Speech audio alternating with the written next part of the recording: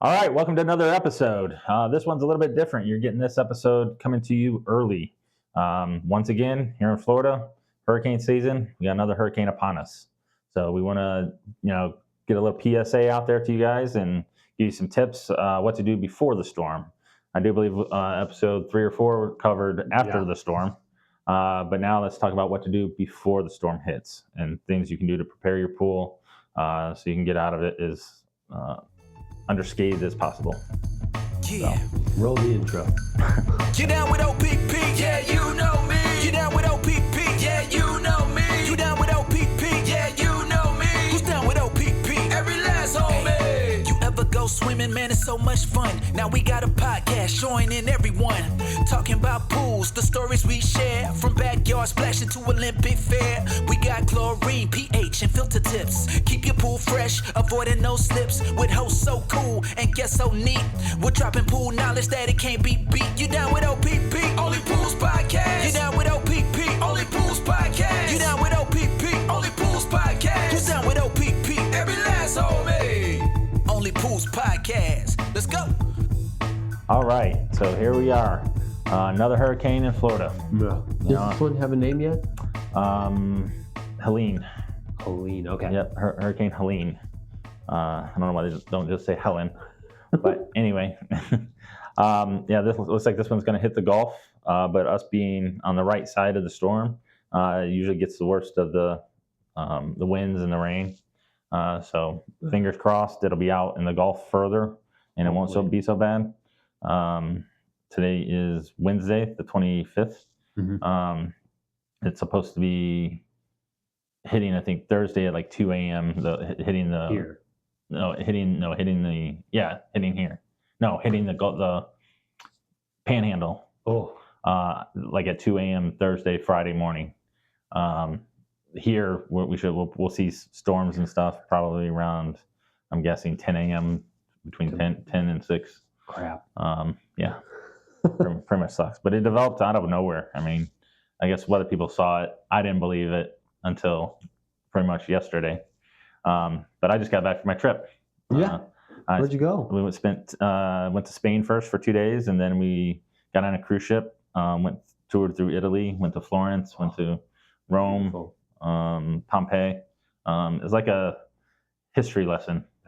I remember in geography class, looking at the photos of all these people, and it was kind of surreal to be there, standing there in front of the Colosseum that was built, thousands of years ago, and it's one of the 7 wonders of the world.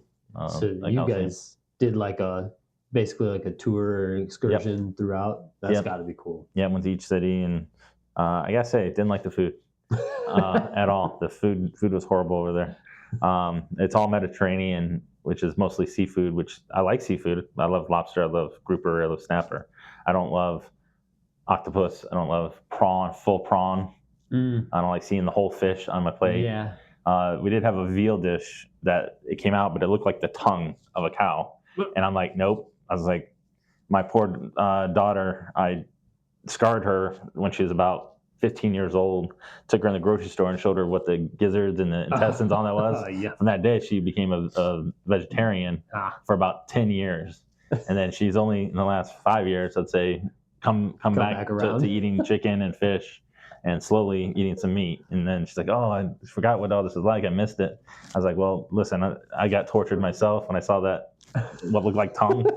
I was like, nope, can't do it. I was like, no, I understand. I was like, I'm so sorry. I apologized to her last night, actually. So that was kind of funny. But no, overall, it was a great trip. Got educated about stuff, did a lot of walking. I had 12,000 steps about every day. Whoa. Which was a lot. So it's like 4 or 5 miles. I don't know. Goodness. But I was in pain by the end of the day. But slept good? Yes, slept good. But no, that was a good time. But then I come back and I got 1 day to kind of prepare for the storm that's coming. Yeah. So I figured let's do a PSA to you guys and let you know what to prepare for when a storm is coming. So ready to get into it? Yes, sir. All right. So I looked up just a couple of places, and I figured if we can get the meat of it, we can elaborate a little bit. But sure.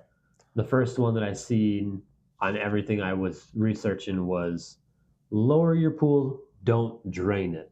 Correct. If you must take water out of your pool, or you feel like you need to, which honestly you don't, the water in the pool is not what's going to get in your house. It's going to be rainwater from the ground anyway, because the ground will become so saturated with water, can't hold anymore. So that's what's going to actually flow into your patio and into your house if it's that bad. If you're close to the water, you're going to have surge coming in. That's not the pool water. So you draining off 2 inches, 3 inches of pool water, which is all we recommend you drain, is not going to help. Right. And the reason we don't want you to completely drain your pool empty is because here in Florida, we have a water table and an aquifer underneath it. So that water pushes up on your pool. If you have an empty pool, it'll float just like a big steel ship does in the ocean. Yep. Concrete does float, and it'll push that pool completely out of the ground. And if that happens, your homeowner's insurance will not cover it. Even us, we're pool contractors, so we carry a specific insurance for pop-ups in case we don't does happen, yeah. go through if we don't go through our procedures to safely drain a pool, it could pop on us, and we have the insurance to cover it.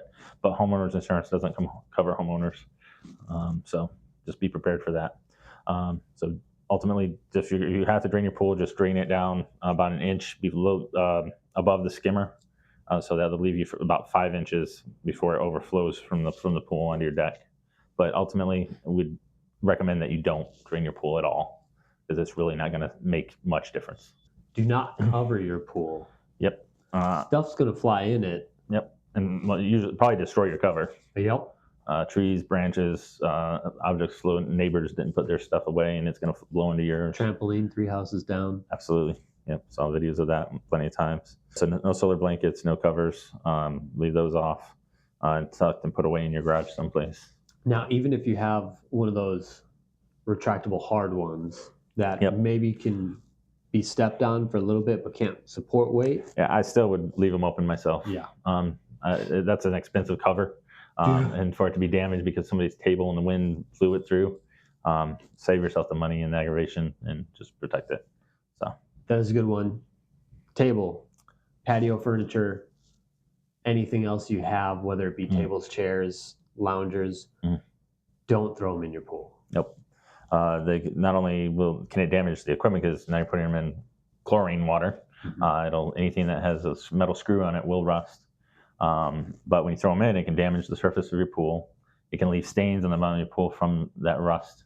And your pool guys that are servicing your pool will not take that furniture out. That's not their job. So don't expect them to do it if they come. But you definitely want to secure all your patio furniture, plants, anything that's loose that could be blown away. Put it in your garage, put it in your shed, put it in your kitchen, whatever. I know at my house right now, we've brought all of our stuff in. Our patio furniture is in. I don't even have a pool yet, but we brought all of our patio stuff in, so it's not going to blow into the neighbors or anything like that. Right. Umbrellas, all that stuff. So yeah, make sure that you're not throwing it into the pool. I see it way too often, and then you end up with stains in the bottom of your pool. We'll go through it, but I have a side story at the end about furniture and pool. But toys, pool toys, yard toys, anything along with furniture, just throw all those toys in with where you put your furniture. Don't leave them in your pool. Don't leave them out so they can fall into your pool. If you have any toys, floaties, deflate them if you can. If you can't, store them somewhere. Yeah. All I pictured was that big flamingo that people have. Yep. Put that in your house. I've seen videos of those floating down the street. Yeah. Because it came from somebody's pool. There's a plug. You can deflate them. Yeah. Turning off the power to your equipment. Yep. You want to shut it off before the storm comes. Not in the middle of the storm. Right. Don't go out there in the middle of the storm and shut your pump off. Shut everything off at the breaker before the storm hits, hours before we're getting rain and stuff. Right. Don't wait. And then that'll help protect your equipment from surges and stuff. And then once the storm's gone, and if you lost power and it comes back on, then you can go back out and then you can flip your breaker. That'll keep any surges from ruining your equipment. Because not only your salt cell, your pump, any other sort of features you might have can just all be wiped out in that. Yep. Chems, since you're turning off your equipment, maybe hit your pool a little hard before the storm goes. Yep. And if you're going to put chemicals to treat your pool, let your pool run for a couple hours before you shut everything off, so it's had time to circulate. Right. If you shut your pump off and everything, and you go and you pour chlorine in, chlorine is heavier than water. So is acid. So it's just going to settle down to the bottom. It could stain. It could, just not mix up well. So before you shut your pool equipment off, and you want to go ahead and add some shock or liquid chlorine to the pool to boost those chemicals, because it may be days before you get your power back. And if you want to keep from having to treat a green pool when that's over with, save you some money, go ahead and jack up that chlorine level. So when is the actual storm going to hit us? We don't know if it's going to hit us at all. It may actually even be too far out where we're only getting a few of the bands, which would be nice. It depends if it jogs right or left. Who knows? So say it's going to hit us tomorrow, Thursday. Mm-hmm. It's now Wednesday, early morning. Today would be a good day to start pumping in chemicals in your pool, let them circulate for a few hours, and then maybe tomorrow morning shut all your equipment off before the storm gets here. Say, is it too early or too late before I go to bed tonight to flip that off? No, that's fine. Doing it, 12, 24 hours beforehand. A lot of people are out of town. In fact, we got some customers call us, say, hey, I'm in another state. Can you go move this patio furniture for me? Which we're actually going to do as a service. It's a service call. It'll take us 15, 20 minutes for them, but we're going to bring all their stuff into their garage for them so that that's awesome. That stuff's taken care of. But other pool companies, they're different. Some people don't have the staff to do that kind of thing. Wanted to circle back to the story, but I believe I might have said something in our other hurricane video. But I had a customer at the last place, and she broke her hip putting her furniture into her pool. Oh, wow. Because there's a storm coming. Yep. She goes in there. I serviced her pool a few days later. Now, granted, I knew her pretty well, so, I did help with her husband take the furniture out, but she panicked. Yeah. Read somewhere that, that was the thing to do. Right. And as she was doing it, broke her hip, had to wait for her husband to get home to take her to the hospital. Right. And I was like, you screened in.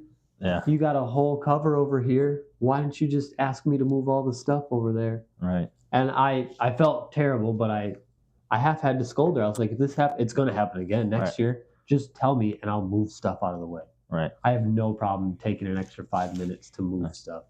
And I guess, yes, we don't want you throwing stuff in the pool. It's our job to protect your pools. That's what we do.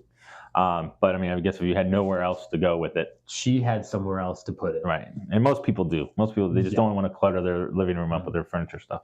Like I know that some of our furniture we brought in had some spider webs and stuff on it. So I brought in a couple spiders in the house, but that's fine. I know I've got this is Florida. I got a lizard running around somewhere that's probably taking care of him for me. So I do too. We kind of already covered our tip. Yeah, don't touch your equipment in the storm. Right. Don't go out in the middle of the storm and say, oh, I forgot to shut it off. And you run out there in the rain, pouring rain. I shouldn't have to say this, but it's kind of elementary. Do not touch electrical with wet hands standing in wet ground. In the middle of a rainstorm. Right. Whether it's lightning that could hit you, which actually did happen last year's storm. Somebody went out to go shut their stuff off and they were hit by lightning. And then other people they'll go to touch their equipment and they're wet and something in the pool is not grounded correctly, and you go to shut it off and you're going to get hit. You're going to get that. They say I've been hit by 110, but never 220. But say 220 will knock you back, but 110 will hold you if you're getting electrocuted by it. Cool. So 110, I guess, is probably worse. A little more dangerous, yeah. Yeah, but regardless, don't be out there in the storm. Shutting your stuff off, just leave it off.